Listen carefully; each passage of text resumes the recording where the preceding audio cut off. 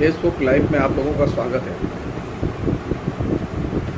आज हम लोगों ने फेसबुक लाइव में चर्चा का विषय रखा है हिंदी भाषी समाज की सामाजिक चेतना की समस्याएं। और ये विषय मैंने जानबूझ के रखा है कि आज दो बहुत महत्वपूर्ण दिन हैं। एक तो यह है कि हिंदी की पत्रकारिता का आज जन्मदिन मनाया जाता है, पत्रकारिता दिवस के तौर पर। और दूसरा ये कि आज हिंदी के प्रगतिशील आलोचक रामविलास शर्मा की पुण्यतिथि है। रामविलास शर्मा के दृष्टिकोण पर हम कल बात करेंगे और पत्रकारिता के बारे में बहुत चर्चाएं हो रही हैं, इसलिए मैंने उसे विषय नहीं रखा। लेकिन एक कॉमन चीज़ मैंने रखी है जो कि हम सबके बीच में है, रामविलास जी के यहाँ भी है।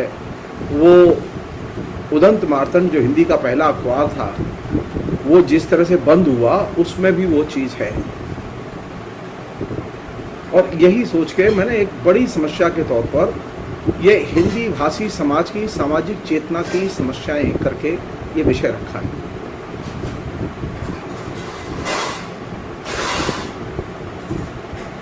और ये काफ़ी मुश्किल चीज़ है। ये मेरी ख़ासतौर पर उत्तर प्रदेश को लेकर मैं दो बातचीत कर चुका हूँ फेसबुक लाइव में, ये तीसरी है हिंदी भाषी क्षेत्र को लेकर। ये सिलसिला चलेगा क्योंकि हिंदी भाषी क्षेत्र और उसकी समस्याएं बहुत जटिल हैं और उन पर खुल के विभिन्न एंगल से बात करने की ज़रूरत है। सामाजिक चेतना का प्रश्न क्यों उठा है सामने? सामाजिक चेतना का प्रश्न इसलिए उठा कि अचानक देखा कि कोरोना महामारी के दौरान जब विज्ञान महामारी से लड़ने की जद्दोजहद कर रहा है, तो अचानक हिंदी भाषी जनता का एक बाबा, जिसे कहते हैं बाबा रामदेव, जिसके पीछे राष्ट्रीय स्वयंसेवक संघ और नरेंद्र मोदी की सरकार पूरी तरह से खड़ी हुई है, दीवार की तरह खड़ी हुई है, और उसे एकदम विशाल काय जो है व्यापारी बना दिया इन लोगों ने।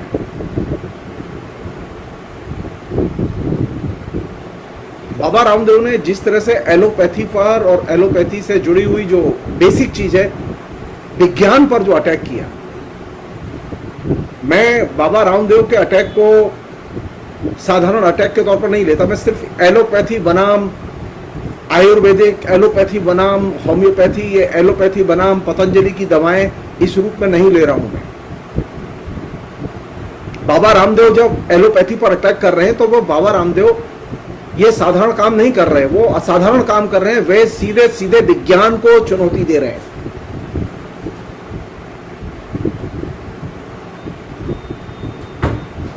महामारी में जिससे कि सबसे अधिक हिंदी भाषी राज्य और हिंदी भाषी जनता प्रभावित है, करोड़ों लोग बीमार पड़ चुके हैं, हजारों लोग मरे हैं इस बीच में, गिनती नहीं है।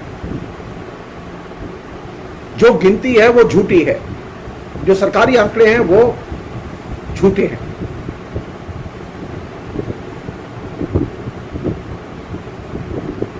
कायदे से होना यह चाहिए था कि विज्ञान की और एलोपैथी की जम के मदद ली जाती, विज्ञान की प्रशंसा की जाती।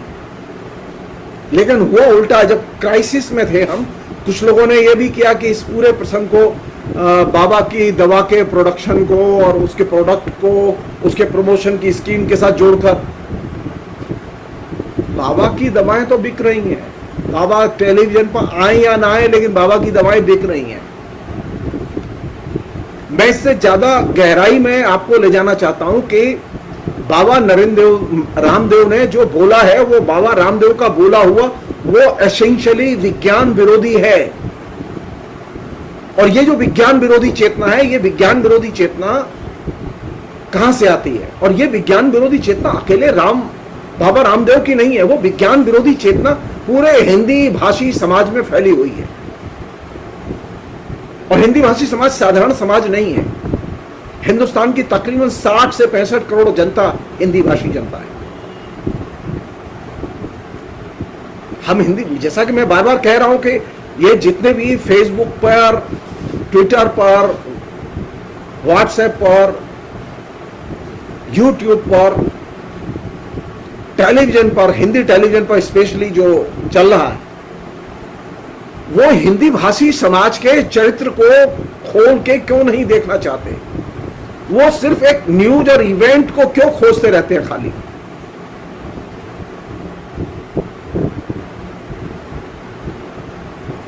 हिंदी भाषी समाज कोई साधारण समाज नहीं है, बल्कि हिंदी भाषी समाज का दायरा हिंदी भाषी क्षेत्र में भी है, और हिंदी भाषी समाज हिंदी भाषी क्षेत्र के बाहर भी रहता है। तकरीबन कई करोड़ लोग, 7-8 करोड़ से अधिक लोग भारत के बाहर भी रहते हैं, जो हिंदी बोलते हैं और हिंदी समझते हैं।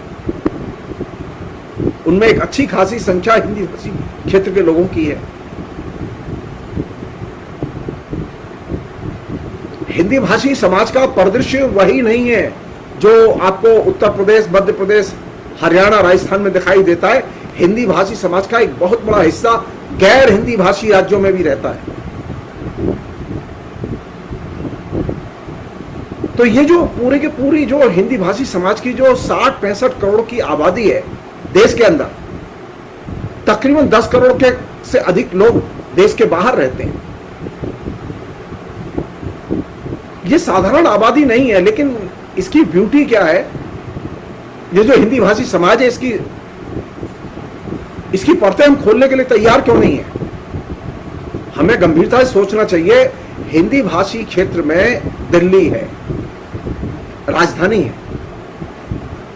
दिल्ली में जवाहरलाल नेहरू विश्वविद्यालय, जामिया, IIT, दिल्ली विश्वविद्यालय और दूसरे संस्थान हैं, बड़े संस्थान हैं। यहाँ केंद्र के सारे मंत्रालय, यहाँ बनारस हिंदू विश्वविद्यालय, इलाहाबाद विश्वविद्यालय, हिंदी भाषी क्षेत्र में तकरीबन दर्जनों ऐसे बड़े विश्वविद्यालय जिनमें लाखों छात्र पढ़ते हैं। और इसमें जो सबसे महत्वपूर्ण विश्वविद्यालय, इसमें DHU, AMU, Allahabad university, Jawaharlal Nehru विश्वविद्यालय, जामिया, दिल्ली विश्वविद्यालय और IIT, ये तो हिंदी भाषी क्षेत्र में ही है।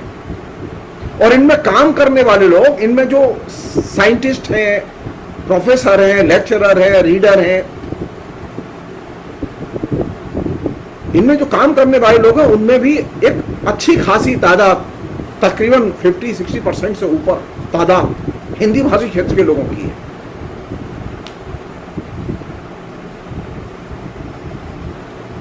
पढ़ाने वाले हिंदी भाषी लोग, पढ़ने वाले हिंदी भाषी लोग अधिक संख्या में। इसके बावजूद अगर हिंदी भाषी क्षेत्र की दशा और सामाजिक चेतना पिछड़ी हुई है, तो यह चिंता की चीज है। हमें इसके बारे में सवाल खड़े करने होंगे।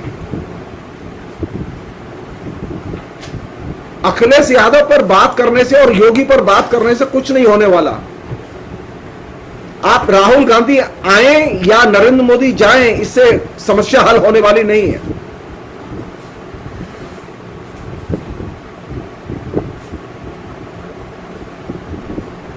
प्रतिक्रियावादी शक्तियों ने बहुत अच्छे ढंग से अपना एक डिवीजन ऑफ लेबर किया हुआ है।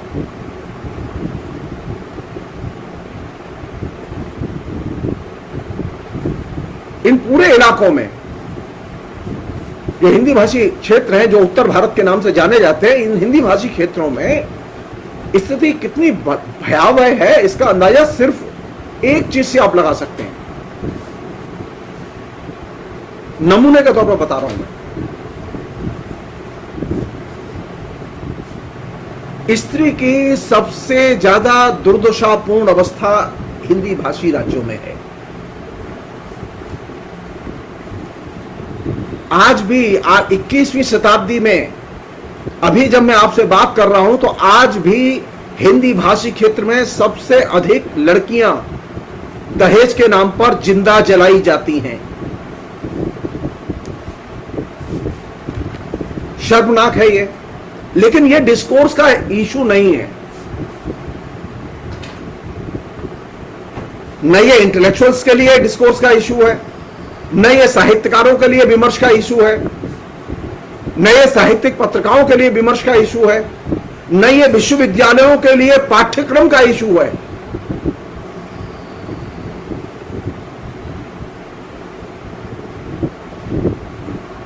कानून है, कड़ा कानून है दहेज प्रथा के खिलाफ में। इसके बावजूद बड़ी संख्या में प्रतिदिन दहेज के नाम पर हिंदी भाषी क्षेत्र में लड़कियां जिंदा जलाई जा रही हैं। जितने लोग कोरोना से अब मर रहे हैं, कितना आंकड़ा पहुंचेगा? 3 लाख पहुंचा है अभी, और थोड़ा सा जोर लगाइएगा। अरे आप कल्पना कीजिए, जब से आप आजाद हुए, आजाद होने के बाद से दहेज के नाम पर कितने कत्ल कर चुके हैं आप।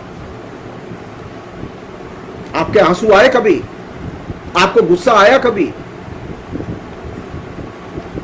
पिछड़ेपन का ये एक आदर्श नमूना है कि दहेज के नाम पर जिंदा जलाई जाती है लड़की, लेकिन इसके बावजूद वह न्यूज आइटम नहीं बनती।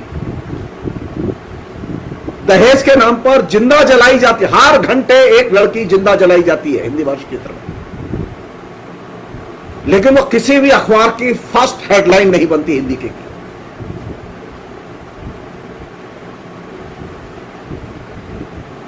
प्रत्येक घंटे एक लड़की जब जिंदा जलाई जाती है और वो हेडलाइन नहीं बनती, तो आप समझ लीजिए कि आपकी चेतना का स्तर क्या है। आपका जो इंटेलेक्चुअल्स हैं, आपके जो बुद्धिजीवी हैं, आपके सोकॉल्ड जो हिंदी के लेखक हैं, जो रोज कलम लिख लिख के तोड़ते हैं,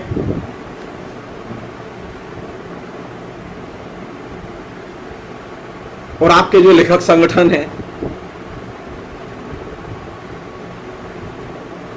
हमने क्या बढ़िया डिवीजन ऑफ लेबर किया हुआ है कि अगर दहेज प्रथा से किसी की मृत्यु हुई है, अगर कोई लड़की स्त्री उत्पीड़न का शिकार है, उत्पीड़न का शिकार है, तो उस स्त्री के लिए लड़े महिला समितियां, महिला संगठन। बाकी लोग यदा कदा कभी कोई हाथरस जैसी घटना होगी तो हल्ला कर देंगे। सामाजिक चेतना का स्तर अगर पहचानना हो तो यह देखना होगा कि स्त्री के प्रति क्या रवैया है समाज का।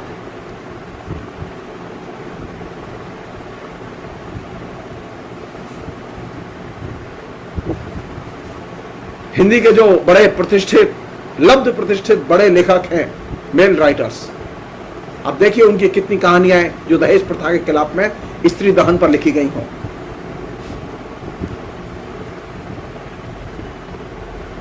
आपको निराशा हाथ लगेगी।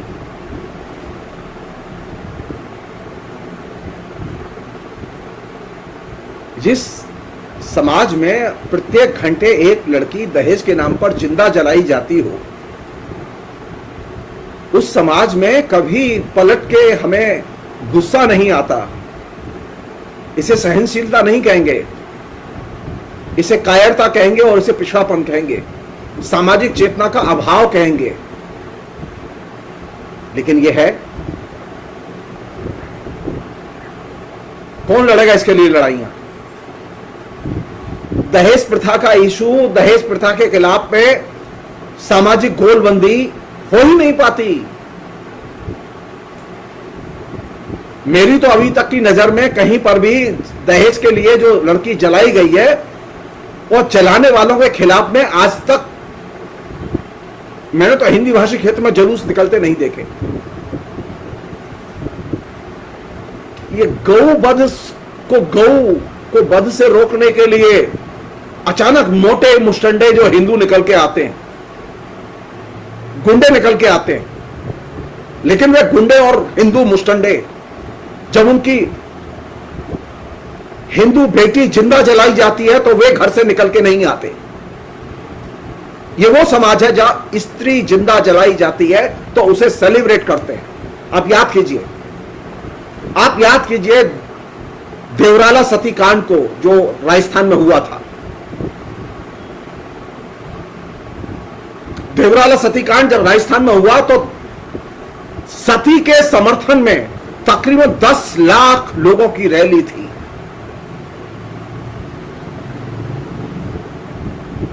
और उस रैली का नेतृत्व कौन लोग कर रहे थे? उस रैली का नेतृत्व कर रहे थे बीजेपी के लोग, उस रैली का नेतृत्व कर रहे थे जेडी जनता दल के लोग और दूसरे लोग।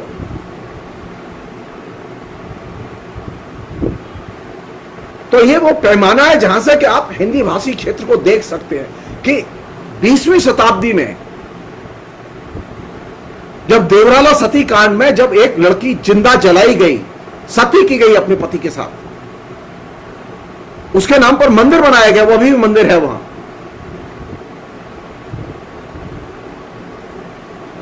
तो सती के समर्थन में 10 लाख से अधिक के लोगों की रैली जयपुर में हुई।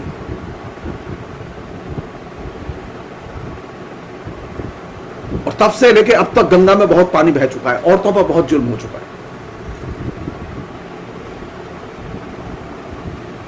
अब कुछ देर के लिए भूल जाइए हिंदू मुस्लिम दंगे को।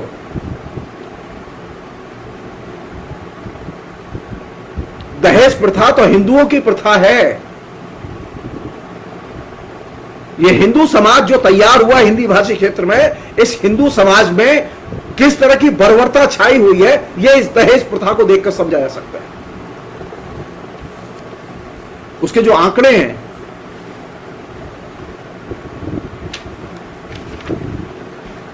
ये वे आंकड़े हैं जो इंटरनेट पर कोई भी क्लिक करे, दहेज प्रथा से जो लड़की मरी या मारी गई, आप क्लिक कीजिए, आपको हर राज्य के आंकड़े मिलेंगे।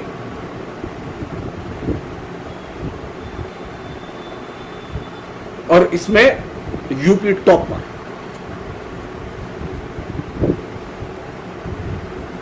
बिहार दूसरे नंबर पे, मध्य प्रदेश तीसरे नंबर पे, और राजधानी दिल्ली क्राइम फ्री सिटी, जिसके लिए नरेंद्र मोदी हर जगह भाषण देते हैं। नरेंद्र मोदी के सत्ता में आने के बाद भी ये दहेज के नाम पर दिल्ली में हत्याएं बंद नहीं हुई हैं। सबसे अधिक पिछले 7 साल में स्त्रियों के ऊपर जुल्म और स्त्रियों की हत्या नरेंद्र मोदी के शासन में तेजी से हुई है। और दहेज प्रथा को मैंने जानबूझ के चुना है क्योंकि जो लोग हिंदू हिंदू कर रहे हैं और हिंदुओं के नाम पर वोट बैंक की पॉलिटिक्स कर रहे हैं, वे बेसिकली अपने समाज के अंदर देखना नहीं चाहते। मैं आरएसएस का साथ दूंगा अगर आरएसएस दहेज प्रथा के खिलाफ में हर गली मोहल्ले में आंदोलन करे, दहेज प्रथा से लोगों को रोके, हिंदुओं को रोके। लेकिन आरएसएस का तो एजेंडा दहेज प्रथा रोकना नहीं है। आरएसएस का एजेंडा तो यह है कि राम मंदिर वहीं बनाएंगे जहां रामचंद्र जी आए थे।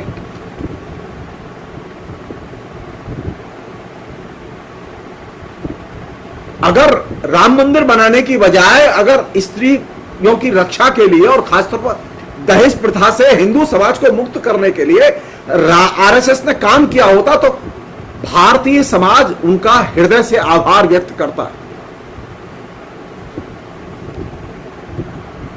लेकिन हुआ उल्टा।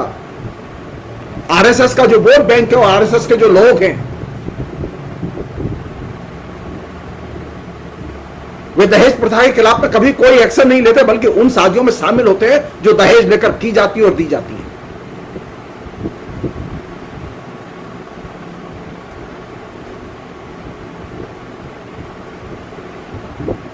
अपनी तो मैं कह सकता हूं, मैं दूसरों की नहीं जानता, आपकी नहीं जानता। जिस शादी में दहेज का लेन देन होता है और मुझे जानकारी में होती है, मैं उस शादी में कभी शामिल नहीं होता, चाहे वो मेरे कितने ही निकट संबंधी की शादी हो। अनेक बार यह हुआ है। आपके जीवन में कोई उसूल ही नहीं है। हिंदी भाषी क्षेत्र का जो नागरिक है, हिंदी भाषी क्षेत्र का जो बासिंदा है, वो एकदम मूल्यहीन बासिंदा है, उसका कोई उसूल नहीं है।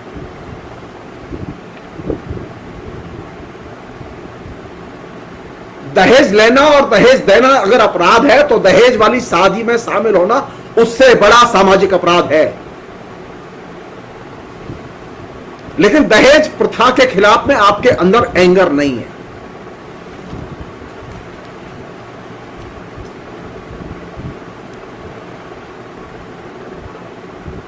बल्कि उल्टा हो रहा है। जो सो कॉल्ड सामूहिक शादियां कुछ लोग कराते हैं, वे शादी के समय घर बसाने के लिए हर जोड़े को 10,000, 20,000, 30,000, 40,000 का सामान देते हैं। अरे तुम काहे को ये मदद जुगाड़ कर रहे हो? तुम जो मदद देनी है तुम अलग से दो। देखते हैं कितना मदद कर पाते हो लोगों की परिवार बसाने में और परिवार चलाने में।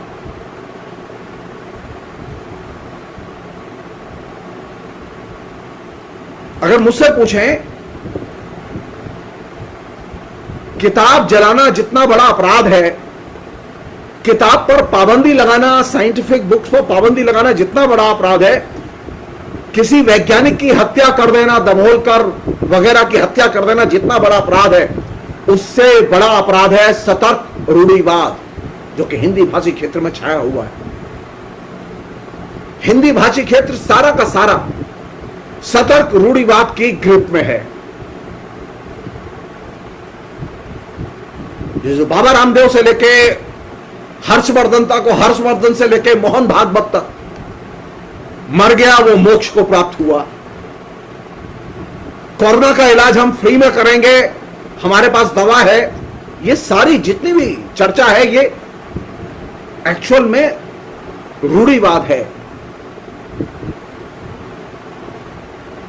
और ये रूढ़िवाद नए सिरे से देश की जनता के जेहन में उतारा जा रहा है। आप इसे बाबा रामदेव वर्सेस जो है इंडियन मेडिकल एसोसिएशन की लड़ाई के तौर पर न देखें। यह एक बड़ी आइडियोलॉजिकल लड़ाई का हिस्सा है। बाबा रामदेव आइकॉन है सतर्क रूढ़िवाद के। वो जिस योगा की वकालत करते हैं, उस योगा को, उस पतंजलि के योगा को हिंदुस्तान के लोगों ने मध्यकाल में एकदम कूड़े के ढेर पर फेंक दिया, क्योंकि उसके अंदर रूढ़िवाद था। और जिन लोगों को रूढ़िवाद समझ में नहीं आता, वो लोग एक बात समझ लें, एक ही क्रिया को जब आप बार बार प्रतिदिन करते हैं तो आप एक खास तरह का रूढ़िवाद डेवलप करते हैं, और अल्टीमेटली आपके अंदर फिर रूढ़िवादी विचार अपनी जड़ें बनाते हैं। और यही वजह थी कि पतंजलि के योग को परंपरा में चुनौती दी गई, और पतंजलि के योग को पूरा का पूरा हिंदी भाषी समाज भूल गया, और खासतौर पर भक्ति आंदोलन के कवियों और लेखकों ने सबसे बड़ी चुनौती दी।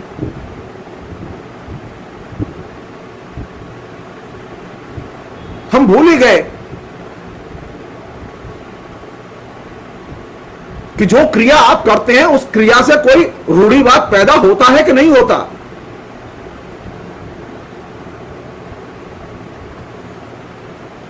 हिंदी भाषी क्षेत्र जो इस समय जिसकी चारों तरफ से किलेबंदी की गई है, वह है सतर्क रूढ़िवाद। और यह रूढ़िवाद बहुत ही सुचिंतित ढंग से हमारे जेहन में उतार दिया गया है। हम सारे लोग, डॉक्टर बार बार अनुरोध कर रहे हैं, सरकार बार बार अनुरोध कर रही है, चाहे उसकी जो भी मजबूरी हो, कि वैक्सीन लगाओ, वैक्सीन लगाओ, लेकिन लोग वैक्सीन नहीं लगवा रहे। क्यों? क्योंकि आपने लोगों के जेहन में यह भर दिया है कि हम अगर धूप जलाएंगे, महान मृत्युंजय का जप करेंगे, गायत्री मंत्र का जप करेंगे, तो हमको कोरोना नहीं होगा।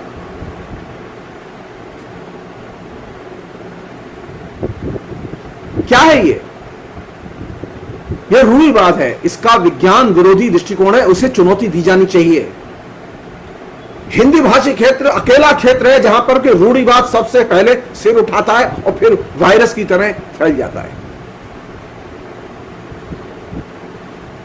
गंगा में नहाओगे कुछ नहीं होगा, जमुना में नहाओगे कुछ नहीं होगा, द्वारकाधीश के मंदिर के दर्शन करोगे कुछ नहीं होगा,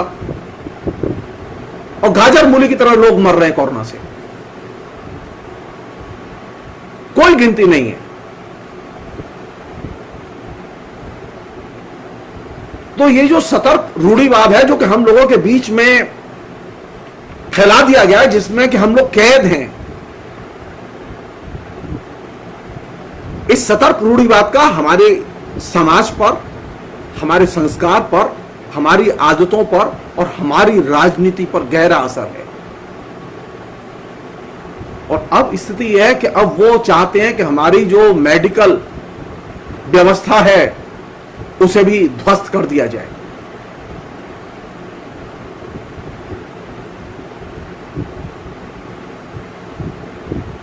और इस सतर्क रूढ़िवाद के खिलाफ में वैज्ञानिक नहीं बोल रहे, सतर्क रूढ़िवाद के खिलाफ में शिक्षक नहीं बोल रहे, बुद्धिजीवी नहीं बोल रहे।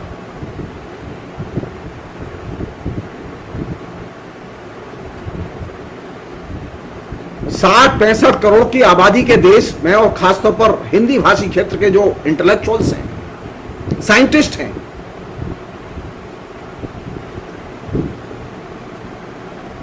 आपने कभी इनके जुलूस देखे कि ये जनता को शिक्षित करने के लिए यहां के वैज्ञानिक सड़कों पर निकले हों कि जनता को रूढ़िवाद के खिलाफ सचेत करें?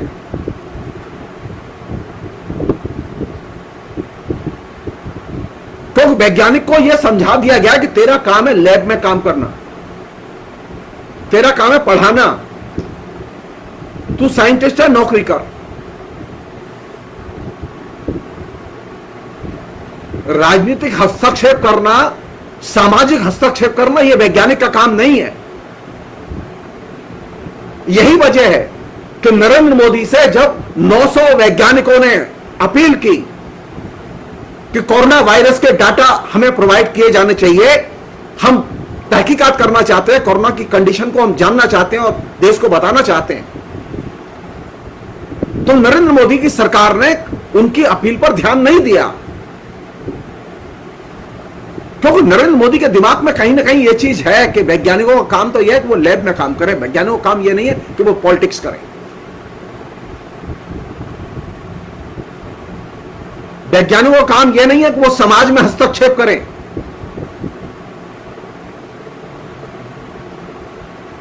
अगर वैज्ञानिक अपने क्षेत्र के बाहर जाके हस्तक्षेप करेंगे और बोलेंगे, यानी राजनीतिक और सामाजिक हस्तक्षेप करेंगे, जनता को जागृत करेंगे, तो सरकार उनके खिलाफ या वे संगठन जो रूढ़िवाद के कट्टर हिमायती हैं, वे संगठन उन वैज्ञानिकों के खिलाफ में दंडात्मक कार्रवाई करेंगे, जिसकी वजह से दभोलकर और दूसरे 3 लोग मारे गए।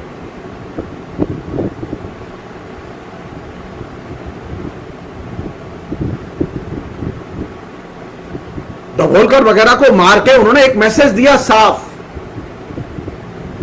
कि वैज्ञानिकों का दायरा राजनीति और समाज नहीं है, वैज्ञानिकों का काम नैतिकता का उपदेश देना नहीं है, वैज्ञानिकों का काम मूल्यों के बारे में बताना नहीं है, वैज्ञानिकों का काम है वो रिसर्च करें और लैब में रहें,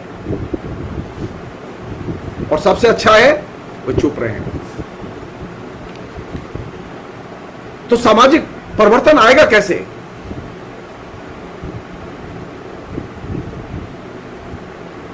जो लोग विज्ञान को जानते हैं उन्हें आप समाज में आने नहीं देना चाहते, जो लोग विज्ञान को जानते हैं उन्हें आप राजनीति में आने देना नहीं चाहते, आप राजनीति में बोलने नहीं देना चाहते,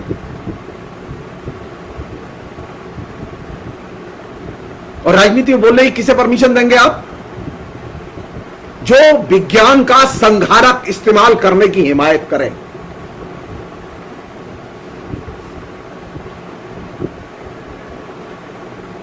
कहने के लिए हम परमाणु बना चुके हैं, परमाणु शक्ति संपन्न देश हैं, विज्ञान में इतनी तरक्की कर चुके हैं, लेकिन अभी स्थिति इतनी बदतर है कि एक टुइया सा सन्यासी वो पूरे के पूरे हिंदी भाषी क्षेत्र नहीं, पूरे हिंदुस्तान को प्रभावित किए हुए अपने प्रोडक्ट के जरिए, अपने झूठ के जरिए, और वे रोज विज्ञान विरोधी बातें विभिन्न तरीकों से वह प्रोपेगेट करता रहता है, लेकिन सरकार उनको कभी रोकती नहीं है, सरकार उनके खिलाफ कभी एक्शन नहीं लेती। तो जो लोग रूढ़िवाद का प्रचार करते हैं, सरकार उनके खिलाफ में कभी एक्शन नहीं लेती। सरकार को रूढ़िवाद के खिलाफ में प्रचार करने वाले लोग खतरनाक लगते हैं, लेकिन रूढ़िवाद के समर्थक अच्छे लगते हैं। जो रूढ़िवाद के खिलाफ है उनके खिलाफ सरकार तेजी से एक्शन लेती है, और जो रूढ़िवाद के समर्थक है उनके खिलाफ, जो अंधविश्वास फैलाते हैं, जो विज्ञान के खिलाफ बोलते हैं, उनके खिलाफ सरकार के मुंह में एक शब्द नहीं होता, निंदा के शब्द नहीं होते। WHO ने कह दिया कि पतंजलि को हमने किसी भी किस्म की कोई भी वैक्सीन या दवा जो कोरोना के इलाज में काम आए बनाने की अनुमति नहीं दिया और अप्रूव नहीं की है। इसके बावजूद पतंजलि के उस प्रोडक्ट को कैबिनेट मंत्री बाजार में रिलीज करते हैं।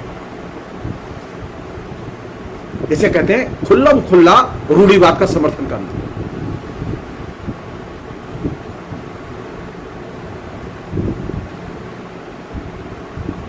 तो हिंदी भाषी क्षेत्र की सामाजिक चेतना की जो सबसे बड़ी चुनौती है वो क्या है? सबसे बड़ी चुनौती है ये जो सतर्क रूढ़िवाद जो हमारे बीच में डेवलप किया जा रहा है, कल्टीवेट किया जा रहा है, ये बहुत खतरनाक है। एक अन्य चीज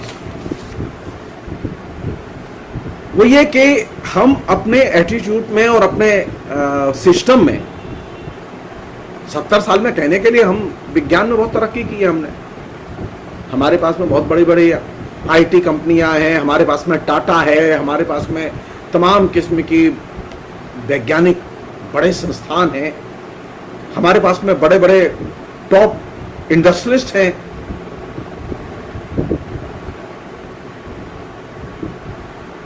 लेकिन क्या हमने अभी तक अपने यहां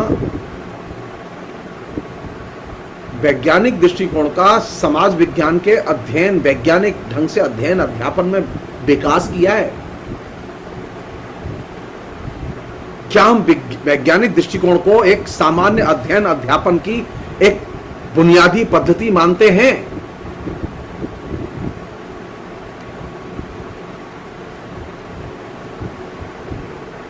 वैज्ञानिक नजरिए को तो हम स्वीकार ही नहीं करते। हमें हिंदू नजरिया स्वीकार है, इस्लामिक नजरिया स्वीकार है, ईसाई नजरिया स्वीकार है, धार्मिक नजरिया स्वीकार है, हमें धर्मशास्त्र स्वीकार है, हमें किसी भी अल्लम गल्लम सन्यासी की बातें स्वीकार है, हमें श्री श्री रविशंकर से लेके और दूसरे तमाम सन्यासियों की अनसाइंटिफिक बातें स्वीकार हैं, लेकिन वो वैज्ञानिक नजरिया स्वीकार नहीं है।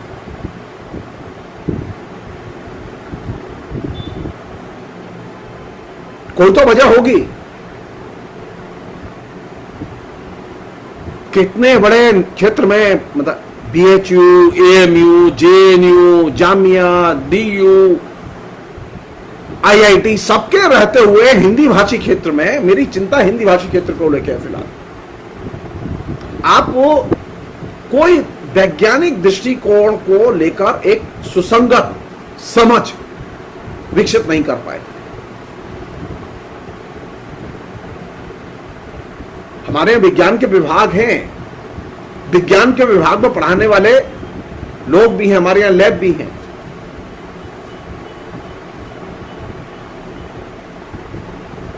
विज्ञान की जो सबसे बड़ी उपलब्धि कहां से होती है? विज्ञान की उपलब्धि एक तो यह वैज्ञानिक नजरिया होना चाहिए और दूसरा यह रिसर्च रेवोल्यूशन होना चाहिए। हमें देखना होगा कि क्या हिंदी भाषी क्षेत्र में रिसर्च रेवोल्यूशन हुआ है या रिसर्च काउंटर रेवोल्यूशन हुआ है। मेरी व्यक्तिगत धारणा, मैं बहुत ज्यादा घूमा नहीं हूं, मैं बहुत सीमित मेरी दुनिया है, लेकिन जहां तक मेरी समझ है वो ये कि हिंदी भाषी क्षेत्र में जो ये तमाम संस्थान हैं, इन संस्थानों में रिसर्च रिवॉल्यूशन नहीं हुआ। इन संस्थानों में रिसर्च रिवॉल्यूशन नहीं हुआ, बल्कि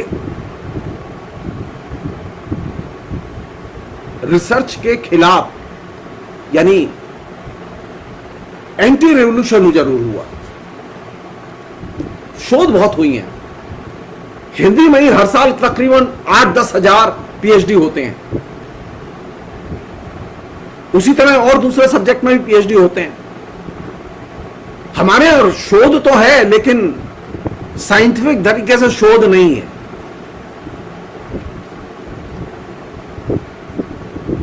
वैज्ञानिक चेतना का और वैज्ञानिक दृष्टिकोण का विकास तब होता है जब आप रिसर्च रेवोल्यूशन करते हैं, और रिसर्च रिवॉल्यूशन के लिए जरूरी है कि आप रिसर्च मेथोडोलॉजी फॉलो करें। हमारी तो रिसर्च मेथोडोलॉजी मानने को तैयार नहीं होते लोग।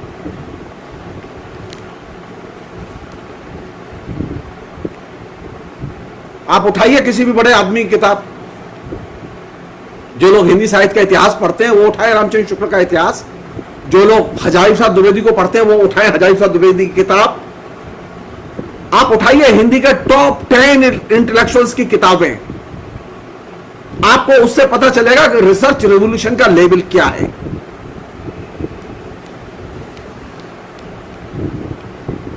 रामचंद्र शुक्ल की किताब में तो आपको रेफरेंस ही नहीं मिलेगा कि वो कहां से वो चीज कोट कर रहे हैं।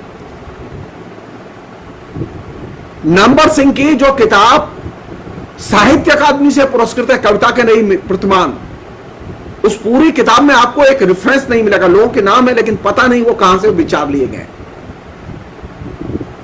तो हमारे रिसर्च के नाम पर जो हुआ है वो काउंटर रिवॉल्यूशन हुआ है, रिसर्च रिवॉल्यूशन नहीं हुआ।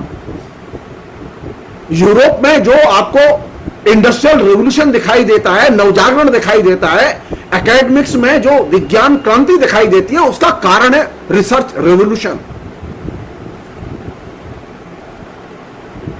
लेकिन हिंदी भाषी क्षेत्र के जो विश्वविद्यालय हैं, जो कि ज्ञान के केंद्र हैं, हिंदुस्तान का कैम्ब्रिज इलाहाबाद विश्वविद्यालय, हिंदुस्तान का सिरमौर BHU, पता कीजिए, पता कीजिए कि BHU के कितने साइंटिस्टों के पेपर साइंस की अंतरराष्ट्रीय विश्व ख्याति प्राप्त पत्रिकाओं में छपे हैं, कितनी नई शोध हुई है।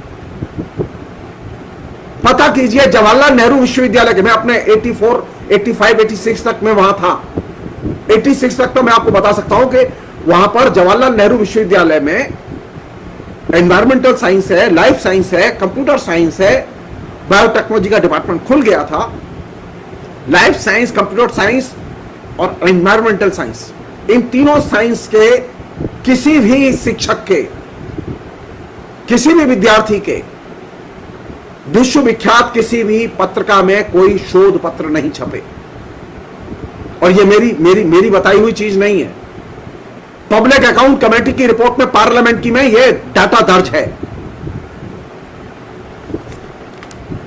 तो आपके यहां जो सबसे बड़ा जो आइकॉन है वो जवाहरलाल नेहरू विश्वविद्यालय है, दूसरा सबसे बड़ा आइकॉन है वो इलाहाबाद विश्वविद्यालय और काशी हिंदू विश्वविद्यालय। तो सवाल यह है कि क्या हमने कोई रिसर्च क्रांति की? रिसर्च क्रांति किए बिना आप इंटेलेक्चुअल्स को आप वैज्ञानिक दृष्टिकोण के करीब नहीं ला सकते।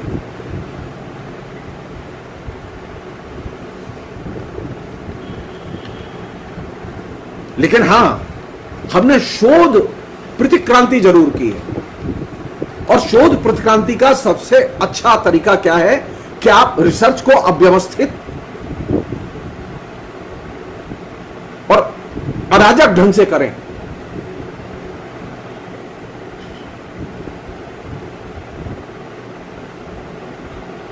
और अव्यवस्थित और अराजक ढंग से करने का आपको रिजल्ट बता रहा हूं मैं आपको। मैं कुछ दिन पहले की घटना है ये, मैं गोरखपुर विश्वविद्यालय में प्रोफेसर के इंटरव्यू के लिए गया हुआ था एज ए एक्सपर्ट। नॉर्मली मैं बहुत कम जाता हूं मैं। तो जो जनाब प्रोफेसर के कैंडिडेट थे, मैं नाम नहीं लेना चाहता, PhD हो चुके थे और PhD वो गोरखपुर विश्वविद्यालय के एक महान प्रोफेसर के अंडर में हुए थे। उनकी पूरी PhD में रेफरेंस तक ठीक से लिखे हुए नहीं थे, जो रेफरेंस के मानक हैं लिखने के, उसके अनुरूप नहीं थे। आप रिसर्च तो छोड़ दीजिए।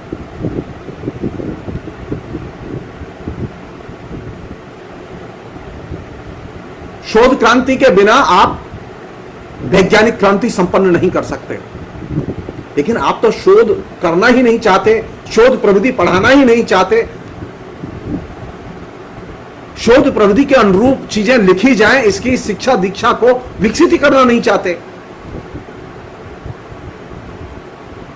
तो भारत में विज्ञान की चेतना का विकास कैसे होगा? हिंदी भाषी क्षेत्र के जो बुद्धिजीवी हैं उनकी चेतना का विकास कैसे होगा? हिंदी के जो टॉप आइकॉन हैं, अशोक वाजपेयी,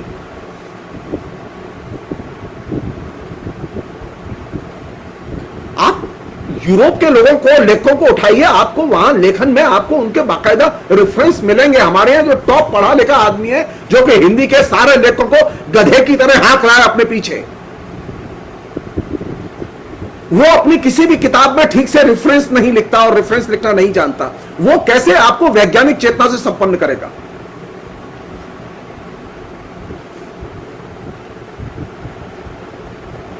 तो हिंदी भाषी क्षेत्र के जो इंटेलेक्चुअल पतन का कारण क्या है? उसके पतन का कारण है रिसर्च क्रांति का अभाव। यहां पढ़े लिखे लोग बहुत हैं, यहां डॉक्टर बहुत हैं, प्रोफेसर बहुत हैं, लेक्चरर बहुत हैं, रीडर बहुत हैं, वाइस चांसलर बहुत हैं, तमाम दिग्गज रिसर्चर बहुत हैं, वैज्ञानिक बहुत हैं, लेकिन रिसर्च रेवोल्यूशन नहीं है, क्योंकि रिसर्च करने की आदत नहीं है। और जो लोग रिसर्च करते हैं, जो लोग पढ़ते हैं, जो लोग लगातार किताब लिखते हैं और किताब छपवाते हैं, उनको वे नफरत की नजर से देखते हैं।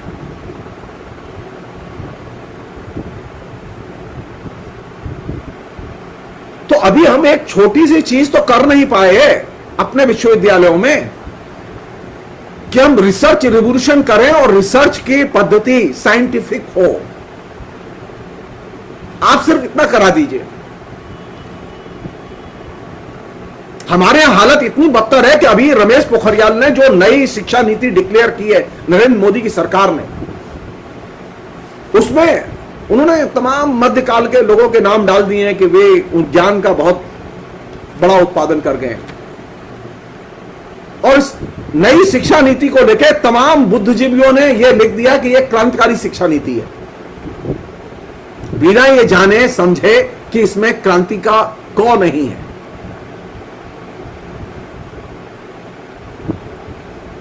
सामाजिक क्रांति के लिए, वैज्ञानिक क्रांति के लिए यह जरूरी है कि रिसर्च क्रांति की जाए। यूरोप में रिसर्च के लिए खास महत्व दिया गया, रिसर्च रेवोल्यूशन पर जोर दिया गया, वैज्ञानिक अनुसंधान और वैज्ञानिक पद्धति पर जोर दिया गया। साहित्य से लेके, संस्कृति से लेके, दर्शन से लेके विज्ञान तक हर क्षेत्र में।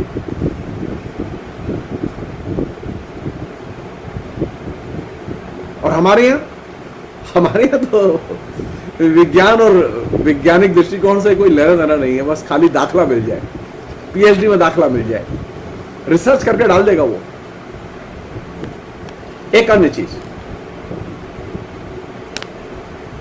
अब आप सोचिए, एक तरफ आपके पास में परमाणु बम है और परमाणु बम की उपलब्धि है, और दूसरी तरफ आपके तरफ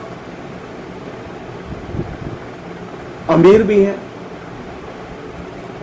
एक देश विज्ञान में इतनी तरक्की कर जाए कि वो परमाणु बम बना ले, लेकिन दूसरी तरफ उस देश में सबसे अधिक भुखमरी, सबसे अधिक मूर्खता और सबसे अधिक क्रूरता, बर्बरता, ये बिल्कुल एकदम सामने खड़ी हुई है। विलक्षण नहीं लगता आपको? भुखमरी, मूर्खता और क्रूरता ये एक तरफ खड़ी है और परमाणु बम और विज्ञान की सर्वोच्च उपलब्धि दूसरी तरफ खड़ी है।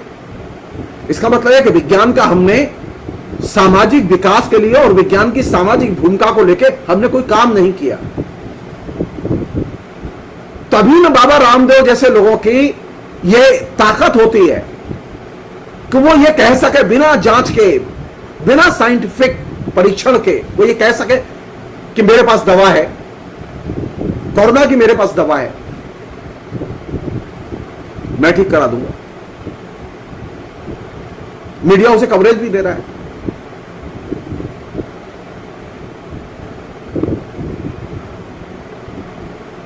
एक और चीज जो बहुत ही भयानक है, और भयानक इस सेंस में है कि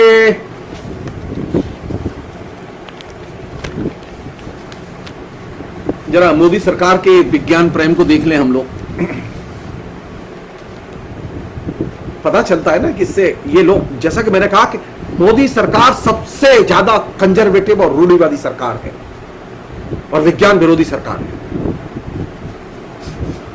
जो अभी बजट चल रहा है, उस बजट में विज्ञान एवं प्रौद्योगिकी मंत्रालय के लिए 14,793 करोड़ रुपए का आवंटन हुआ है 2021-2022 के लिए। पृथ्वी विज्ञान मंत्रालय के लिए 1,897 करोड़ रुपए, विज्ञान और प्रौद्योगिकी मंत्रालय के लिए 7,067 करोड़ रुपए, जैव प्रौद्योगिकी विभाग के लिए 3,500 करोड़ रुपए। टोटल लगा लीजिए कितना हुआ।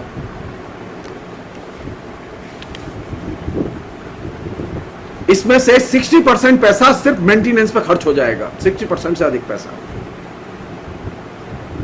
लोगों को तनख्वाह देने में, लोगों के और बहुत सारे जो काम है उनको करने में।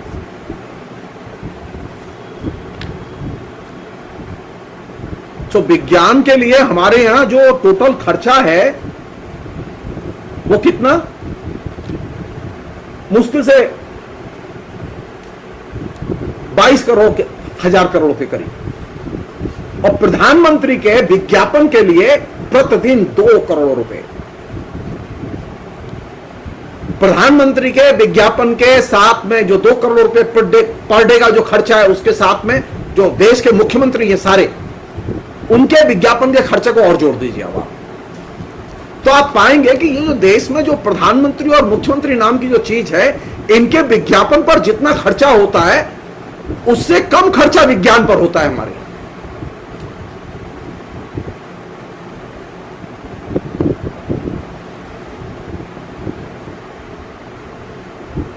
आपको आश्चर्य नहीं लगता कि प्रधानमंत्री ने जितना पैसा विज्ञान के लिए आवंटित किया है, उस पैसे में जानते हैं कोई ढंग से रिसर्च नहीं हो सकती। प्रधानमंत्री ने रिसर्च के लिए ग्रांट बंद कर दिए कई साल से, यूजीसी से ग्रांट नहीं मिलती।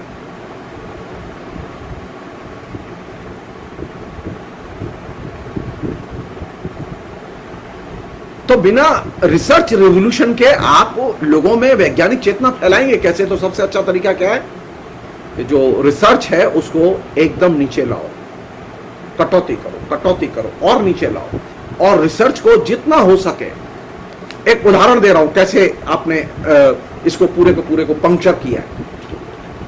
मेरी कोई आपत्ति नहीं है कि कोई आदमी प्रोफेसर बने, कोई आदमी लेक्चरर बने, कोई आदमी रीडर बने, मेरी उसको लेकर कोई आपत्ति नहीं है, लेकिन मेरी एक चीज पर तो आपत्ति हो सकती है। एक मिनिमम क्राइटेरिया तो होगा। आप जिसे प्रोफेसर बना रहे हो, क्या उसने कोई रिसर्च की? क्या उसके रिसर्च पेपर पब्लिश हुए? वो XYZ किसी भी सब्जेक्ट का हो। भारत में रिकॉर्ड ये रहा है कि कोई बिना रिसर्च पेपर पब्लिश किए भी, कोई अच्छी रिसर्च की पुस्तक पब्लिश किए भी लोग प्रोफेसर हो रहे हैं। पहले भी होते रहे, मोदी सरकार में तो खेती हो रही है ऐसे लोगों की।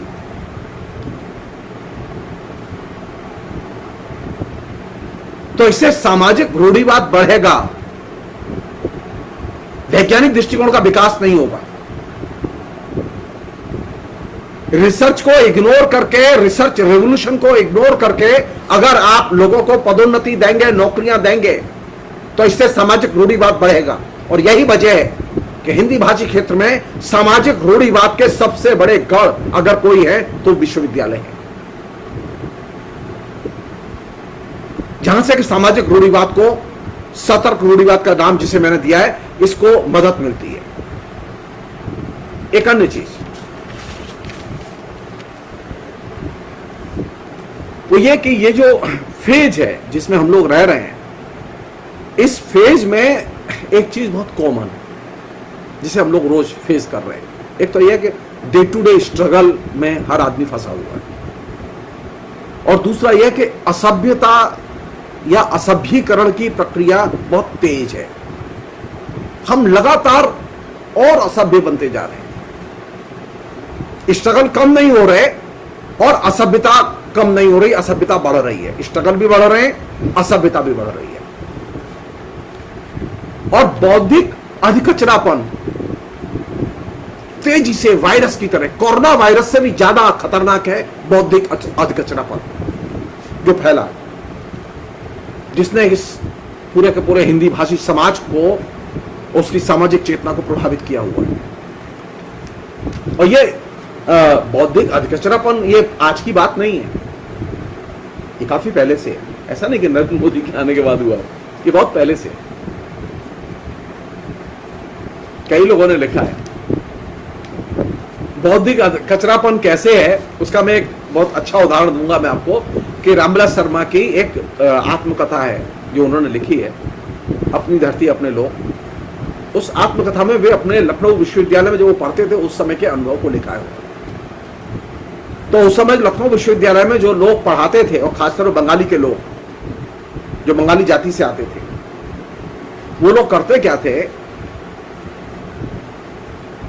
कि वो कहीं से किताब का नाम पढ़ लेते थे और कहीं उसकी पुस्तक का रिव्यू पढ़ लेते थे, उसके बाद में वो हाँकते थे कि उन्होंने किताब पढ़ी है।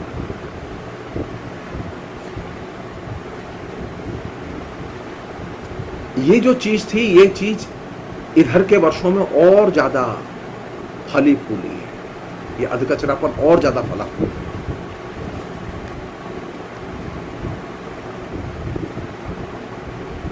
बंगाली जाति का तो एकदम इंटेलेक्चुअल जो है डिक्लाइन हो ही चुका है। ये अधिकचरेपन के कारण हो ये रहा है कि वैज्ञानिक वैल्यूज और वैज्ञानिक उपलब्धियों के ऊपर सवाल खड़े किए जा रहे हैं। विज्ञान के प्रति नफरत और अविश्वास का माहौल बनाया जा रहा है,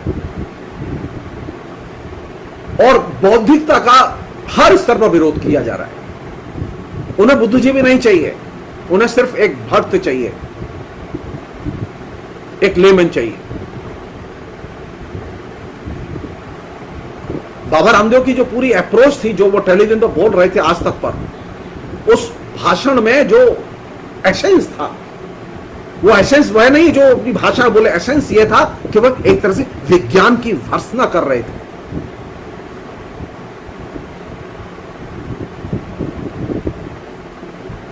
जब आपकी एलोपैथिक दवाएं ये कोरोना से मरने वालों को नहीं रोक पा रही और इतने लोग मर गए, इनडायरेक्टली इसका मतलब क्या है? इस तरह की बातों को कहने का मतलब क्या है? जो लोग विज्ञान की भर्त्सना करते हैं और विज्ञान के ऊपर हमले करते हैं, वे इनडायरेक्टली ये कहते हैं कि आप अपनी तमाम भौतिक और रासायनिक प्रयोगशालाएं जिनमें कि आपने ये चीजें तैयार की हैं, इन्हें बंद कर दीजिए।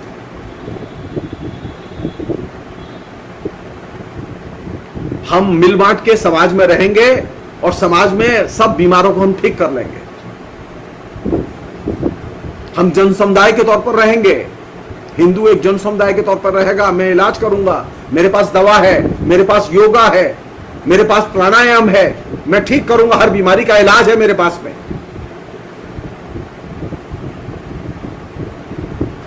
और इसके जरिए वे जिस चीज को बढ़ावा दे रहे हैं वो है तर्क के खिलाफ विद्रोह करो, तर्क का हर स्तर पर विरोध करो, तर्क और विज्ञान के प्रति अनास्था पैदा करो। तर्क और विज्ञान जीवन के लिए एकदम गैर जरूरी है। असल चीज कौन सी है? भागवत भजन, प्राणायाम, योगा।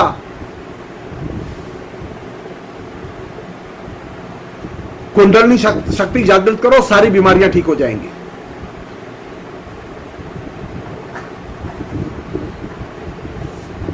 और आप किसी भी चीज के लिए तथ्य न मांगे, आपसे जो कह दिया गया है उसे सीधे मान लें, और जो कहा गया है उसके प्रति आस्था रखो।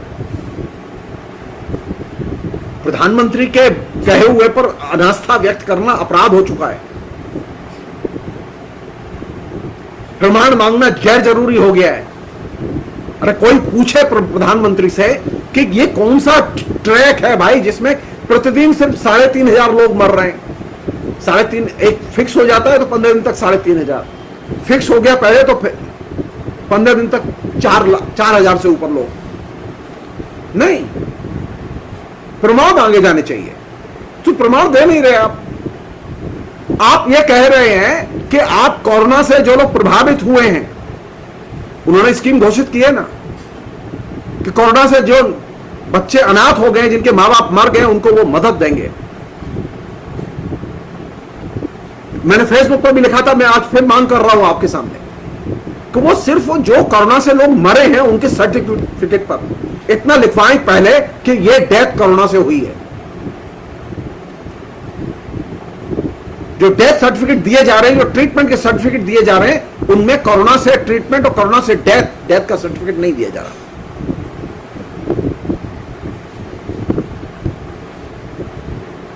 तो जो प्रमाण मांगने जाएगा उसके खिलाफ में संगठित हमले होंगे, उसके खिलाफ में एफआईआर होगी।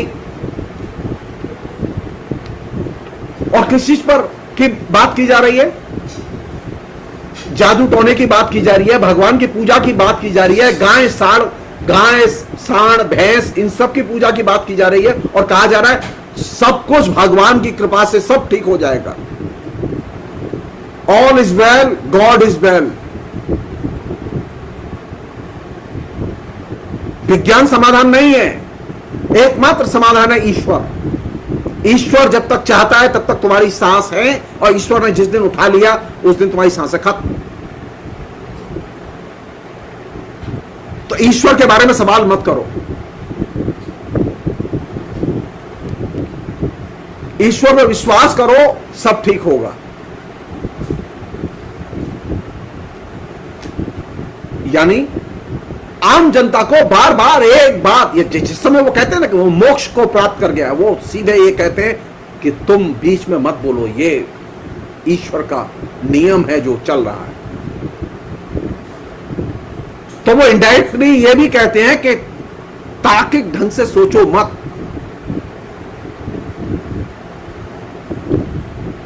तार्किक सोच को तिलांजलि दो और ईश्वर पर आस्था रखो। अगर तुम अपनी जिंदगी में शांति चाहते हो, तुम अगर राजनीति में शांति चाहते हो, तो तर्क मत करो, ईश्वर पर आस्था रखो।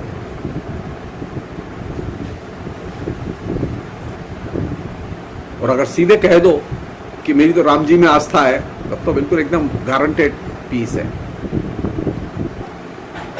एक अन्य चीज और आखिरी चीज फिलहाल के संदर्भ में, वो ये कि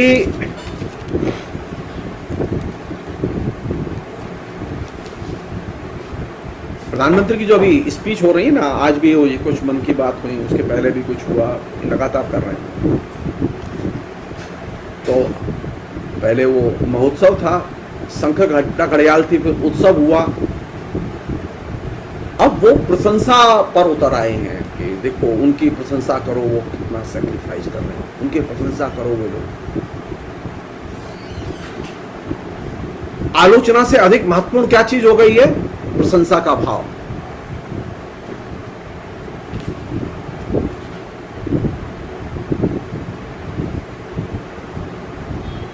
और जो कुछ किया जा रहा है उस पर संतुष्ट रहो। हम जो कर रहे हैं उस पर संतुष्ट रहो, संदेह मत करो। और जो लोग संदेह कर रहे हैं उनको बार बार चेतावनी दे रहे हैं।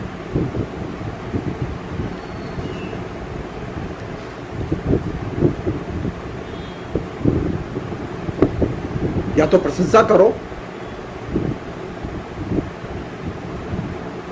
कि डॉक्टर बहुत अच्छा काम कर रहे हैं, नर्स बहुत अच्छा काम कर रही है, कोई व्यक्ति बहुत अच्छा काम कर रहा है। आलोचना मत करो।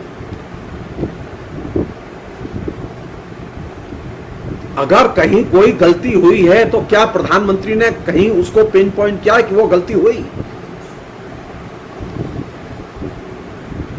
सैकड़ों स्टोरियां अखबारों में छपी हैं, कहां गलत वसूली हो रही है, कहां गलती से इलाज हो रहा है, कहां कुछ हो रहा है, लेकिन कहीं गलती की ओर तो प्रधानमंत्री ने इशारा नहीं किया। यह है रूढ़िवाद। जो आपके जेहन में उतारा जा रहा है, आप प्रशंसा कर सकते हैं, आलोचना नहीं कर सकते।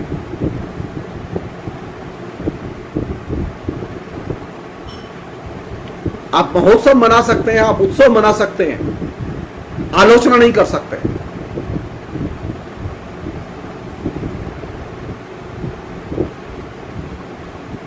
जो कहा जा रहा है उसे मानिए, उस पर संदेह मत कीजिए। अगर संदेह करेंगे तो आपको चेतावनी दी जाएगी, आपको दंड दिया जाएगा, आपके खिलाफ एक्शन होगा। और इसके चलते हुआ यह कि लोग एकदम किम कर्तव्य विमूढ़ हो गए और एकदम हताशा के स्थिति में पहुंच गए। प्रधानमंत्री ये भूल गए कि अब भारत पीछे नहीं मुड़ सकता। जहां भारत को ले आए हैं, अब भारत पीछे नहीं जा सकता। भारत में जब उन्होंने शासन संभाला था तो 7% की जीडीपी ग्रोथ थी, अभी -24% जीडीपी ग्रोथ है।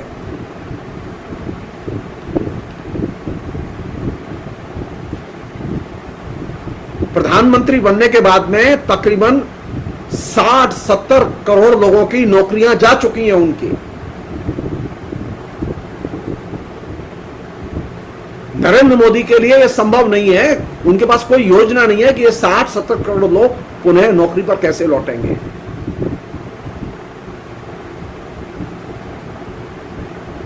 नरेंद्र मोदी की और आरएसएस की सबसे बड़ी मुश्किल यह है कि वे ये जानते ही नहीं है कि आखिर आगे कैसे बढ़ना चाहिए। उन्होंने जो रास्ता चुन लिया है विकास का, वो रास्ता कहां जाएगा। उन्होंने जो हिंदुत्व का रास्ता चुन लिया है, वो हिंदुत्व का रास्ता कहां जाएगा, उन्हें यह मालूम नहीं है, वे नहीं जानते।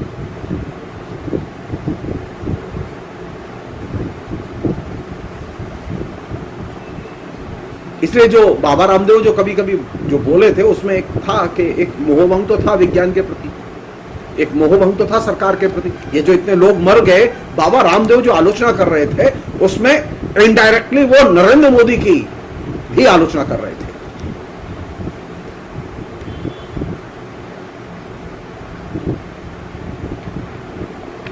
कल तक यह था कि विज्ञान की कोई नई खोज होती थी और आती थी तो हम लोग आनंद में भर जाते थे, लेकिन आज स्थिति है कि वैक्सीन एक नई खोज है, हम सब संदेह कर रहे हैं और वैक्सीन से भाग रहे हैं। यह है रूढ़िवाद, यह है वो रूढ़िवाद जिसने कि विज्ञान को धकेल दिया है। कायदे से होना ही चाहिए था। वैक्सीन के आने पर हम लोग खुश होते, हम लोग जाते वैक्सीन लगाते, सरकार घर घर वैक्सीन लगाती, लेकिन सरकार घर घर नहीं गई। सरकार बूढ़ों को भी वैक्सीन नहीं लगा पाई क्योंकि सरकार ने लगातार रूढ़िवाद और रूढ़िवादी धारणाओं के प्रचार प्रसार पर जोर दिया।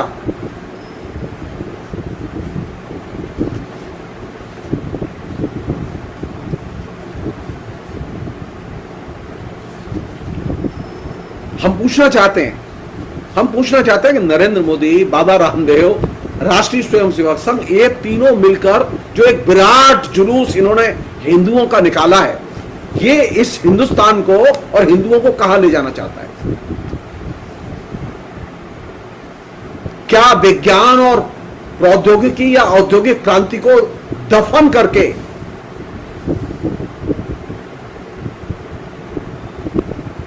ये जो भीड़ इनके पीछे खड़ी है, ये भीड़ इस देश को कहां ले जाएगी। आज पूरा इंडस्ट्रियलाइजेशन, इंडस्ट्रियल रिवॉल्यूशन कोलैप्स कर चुका है। साइंस की और साइंटिस्टों की बातें, वायरस एक्सपर्ट की बातें लोग मानने के लिए तैयार नहीं है। यहां तक कि प्रधानमंत्री भी गंभीरता से लेने को तैयार नहीं है। हम जानना चाहते हैं कि आखिर वो देश को कहां ले जाना चाहते हैं। आज देश सामाजिक रूढ़िवाद के शिखर पर पहुंच चुका है। कोई जमाना था कि प्रधानमंत्री साइंटिफिक टेम्पर की, वैज्ञानिक चेतना की, विज्ञान सम्मत चेतना की बातें करते थे। आज स्थिति है सामाजिक रूढ़िवाद की बातें हो रही हैं।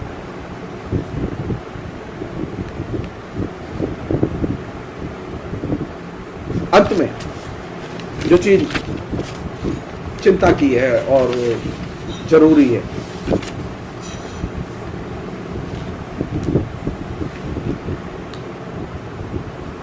मैं एक सज्जन है, उनकी एक महत्वपूर्ण किताब है, उस किताब से कुछ अंश, क्योंकि जो लोग विज्ञान और विज्ञान संबंधी दृष्टिकोण, रिसर्च रेवोल्यूशन, इन सब का विरोध कर रहे हैं और सामाजिक रूढ़िवाद की वकालत कर रहे हैं, ऐसे लोगों के लिए प्रोफेसर ब्लैंकेट की लिखी हुई एक किताब है द फ्रस्ट्रेशन ऑफ साइंस का एक अंश उद्धृत करना चाहता हूं, मैं पढ़ना चाहता हूं, और वह आखिरी हिस्सा होगा इसका वक्तव्य का। बहुत महत्वपूर्ण है वो। संयोग की बात है कि वो हमारे देश पर भी घटता है अभी। प्रोफेसर ब्लैंकेट ने जब ये किताब लिखी थी तो उस समय ब्रिटेन के लोग, ब्रिटेन में एक अच्छा खासा हिस्सा, जैसे कि आज हिंदुस्तान में है, अच्छा खासा वैज्ञानिकों का हिस्सा फांसीवाद की तरफ मुखातिब था। हिटलर को और मुसोलिनी को इज्जत की नजर से देखते थे।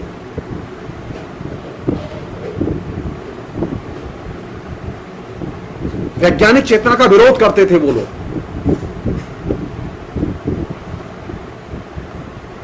ऐसे लोगों को दिमाग में रख के ही उन्होंने एक जो किताब लिखी, उस किताब का एक अंश, बहुत महत्वपूर्ण अंश है वो, 2 मिनट में 1.5 मिनट लगेंगे उसमें, लेकिन वो पढ़ना बहुत जरूरी है। द फ्रस्ट्रेशन ऑफ साइंस में उन्होंने लिखा, प्रोफेसर ब्लैंकेट ने, समाज यदि विज्ञान का उपभोग नहीं कर सकता तो इसका वैज्ञानिकता विरोधी हो जाना तय है, और इसका अर्थ यह होगा कि संभावित प्रगति की सारी आशाएं त्याग दी जाएं। पूंजीवाद फिलहाल यही रास्ता अपना रहा है और यह रास्ता फांसीवाद की ओर ले जाता है। दूसरा रास्ता बड़े पैमाने के संपूर्ण समाजवादी नियोजन का है। यह नियोजन अधिकतम संभव उत्पादन के लिए होगा, न कि उत्पादन पर नियोजित रोक टोक के लिए।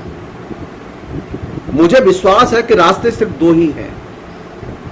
आपको अब बताया जा रहा है, यहां पर बल मेरा, आपको बताया जा रहा है कि आने वाले कुछ वर्षों में हजारों बार फिर से बताया जाएगा कि एक तीसरा रास्ता भी है, जिसकी बार बार नरेंद्र मोदी वकालत करते हैं, जो न तो समाजवाद है और न पूंजीवाद, बल्कि नियोजित अर्थतंत्र नाम की कोई और ही चीज है जो हर किसी को समान रूप से लाभ पहुंचाएगी। सबका विकास, सबका साथ, जो नारा है। ब्लैंकेट आगे लिखते हैं, आवास नीति को राजनीति से बाहर रखा जाए और इन्हें वस्तुगत और वैज्ञानिक रूप से लिया जाए। गोया यह सवाल स्वयं ही राजनीति की अंतर्वस्तु नहीं है। यदि बलिदान जरूरी हो तो बलिदान की समानता होगी। धनी और गरीब के विपरीत दिशाओं में जाने वाले हित भावुक राष्ट्रवाद की अपील के जरिए धुंधले बना दिए जाएंगे और सेवा और राष्ट्रीय अनुशासन पर जोर बढ़ा दिया जाएगा। ये सारे रुझान इस देश में काफी स्पष्ट हैं, यद्यपि इन्हें पूर्ण अभिव्यक्ति इटली और जर्मनी में ही मिली है। ठीक यही स्थिति, एग्जैक्टली यही स्थिति इस समय हिंदुस्तान की है। लिहाजा मुझे ऐसा नहीं लगता कि फांसीवाद इतालवी या जर्मन स्वभाव से जुड़ी कोई खास चीज है, और न यह 2 अजीबोगरीब व्यक्तियों की कोई विशिष्ट रचना है, बल्कि मुझे ये स्पष्ट तो लगता है कि यह ऐसी नीति की तार्किक परिणति है जो पूंजीवाद के विश्व संकटों का मुकाबला उत्पादन पर रोक लगाकर, ध्यान दीजिएगा, उत्पादन पर रोक लगाकर आर्थिक राष्ट्रवाद के जरिए मजदूर वर्ग का जीवन स्तर नीचे गिराकर वे ये काम करना चाहते हैं। और हम भी इस दिशा में, और हम भी इस देश में विश्व संकटों का मुकाबला इन्हीं विधियों से करते लग रहे हैं। वो आगे कहते हैं ब्लैंकेट, क्या ये रास्ता सफल हो सकता है? आप ये ध्यान रखिएगा, इस बीच में नरेंद्र मोदी और उनके अनुयायियों ने मजदूरों के तमाम कानूनों पर पाबंदी लगाई है 3-3 साल के लिए। उत्तर प्रदेश में तो योगी ने अभी हाल ही में जो है एसेंशियल सर्विस मेंटेनेंस एक्ट के तहत हड़ताल पर पाबंदी लगा दी है 6 महीने के लिए यूपी में। ब्लैंकेट कहते हैं, क्या यह रास्ता सफल हो सकता है?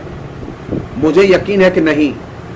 मुझे पूरा यकीन है कि इस पश्चिमगामी आंदोलन से कोई समाधान नहीं निकलेगा।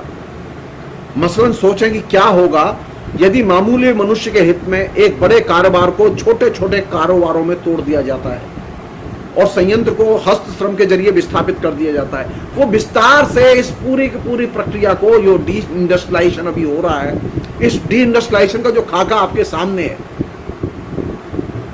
उसका वो जिक्र करते हैं। और जिक्र करते हुए वे एक बहुत महत्वपूर्ण बात की तरफ ध्यान खींचते हैं। वो बात यह है कि ये जो पूरी प्रक्रिया है डी इंडस्ट्रियलाइजेशन की, मजदूरों को कमजोर बनाने की, मजदूरों के हकों को छीनने की,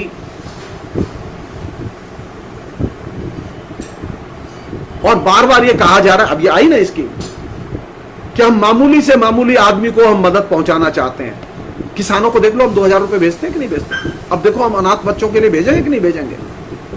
वो कहते हैं, अजीब और महत्वपूर्ण बात यह है कि मामूली आदमी को मदद पहुंचाने के मुखौटे के पीछे फांसीवाद मामूली आदमी को पूरी तरह अलग थलग कर देने की ओर तेजी से बढ़ रहा है।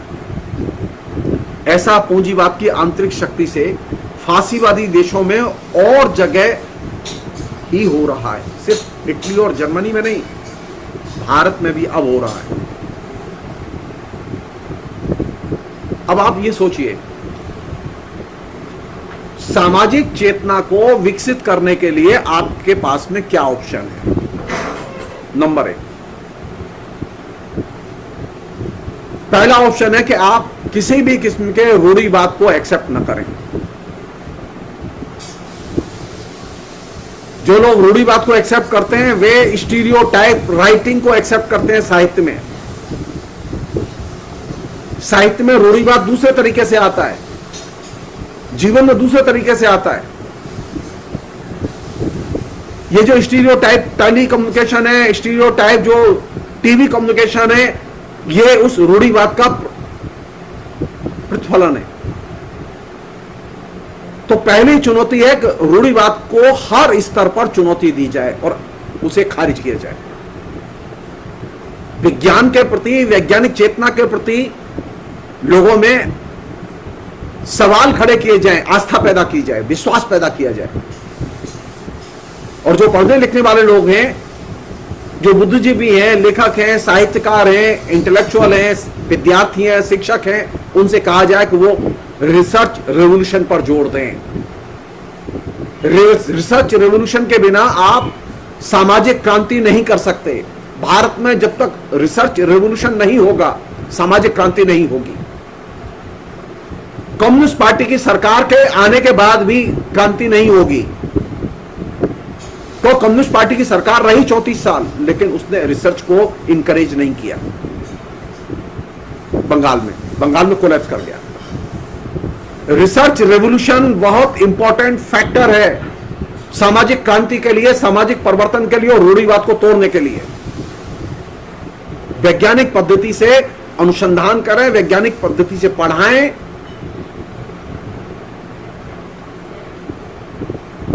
और एक चीज, परिवर्तन के नियम में विश्वास करें। हम ये जो रूढ़िवाद में विश्वास करते हैं, उनका एक बीमारी है कि वे परिवर्तन के नियम को स्वीकार नहीं करते। तो परिवर्तन का नियम सामाजिक विकास के लिए, क्रांति के लिए बेहद जरूरी है। परिवर्तन का नियम अपरिहार्य है। परिवर्तन के बिना समाज आगे नहीं जा सकता। और परिवर्तन का मतलब आगे जाना होता है, परिवर्तन का मतलब पीछे जाना नहीं होता। तो सामाजिक रूढ़िवाद का विरोध और रिसर्च रेवोल्यूशन, ये दो महत्वपूर्ण टूल हैं जिनके जरिए आप हिंदी भाषियों की सामाजिक चेतना में बदलाव ला सकते हैं। फिलहाल इतना ही। बहुत बहुत शुक्रिया। Thank you.